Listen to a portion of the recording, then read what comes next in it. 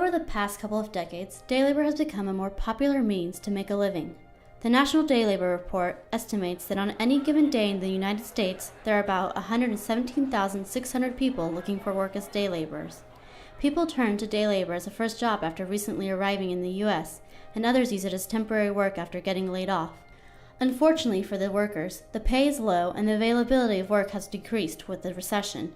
Carlos, a day laborer who picks up work at the Home Depot, feels the pressure of the slow economy. I started working out here because there aren't any jobs. I make houses, but now there aren't any houses to make.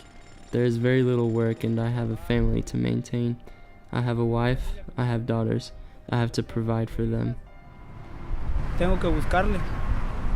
Daniel is also having trouble finding work as a day laborer. It's problematic right now with work because of the recession.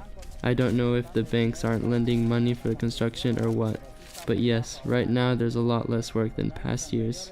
In the past, we'd work constantly, 2 or 3 times a day in pieces, but we'd be busy all day. And now, not even 2 or 3 hours. So you come and then you leave late without working. It's rare.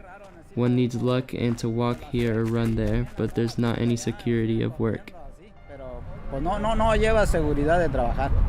On top of earning poverty-level wages and having a hard time finding work, day laborers commonly deal with the injustice of wage theft. The Workers' Defense Project is a nonprofit organization that holds meetings to try and help the workers claim their owed wages. There's 3 different kinds. It's either the refusal to pay your worker the minimum wage, the refusal to pay your worker the promised wages that were set forth in the contract. And the contract can either be verbal or written. It doesn't matter actually. If it was verbal, it still stands as a substantial agreement. And then the third most common aspect of wage theft is refusing to pay anything at all. So most of the workers who come to us on those Tuesday night meetings that I was explaining to y'all about, most of them have not been paid anything. And this happens a lot. Daniel is one of many day laborers who has been a victim of wage theft. A while back, a white man skipped out on me owing me $1,000. Sometimes we would go to dances together. He was a white man and he liked the Mexican dances and the polkas and all that.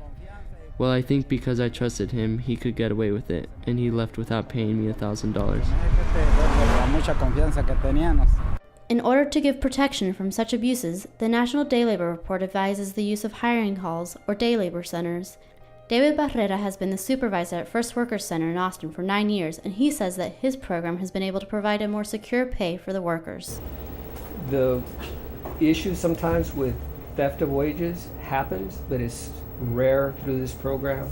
It happens that we get a lot of times we'll get workers from outside that have experienced that, and they're coming here because they've heard that they get help.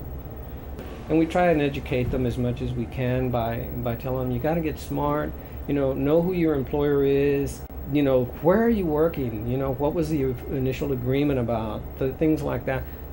And we refer them to 311, or sometimes we also refer them to the Workers' Defense Project if it's, something really serious. It's such a rare thing through here. It really is. So, and that's a good thing about the program.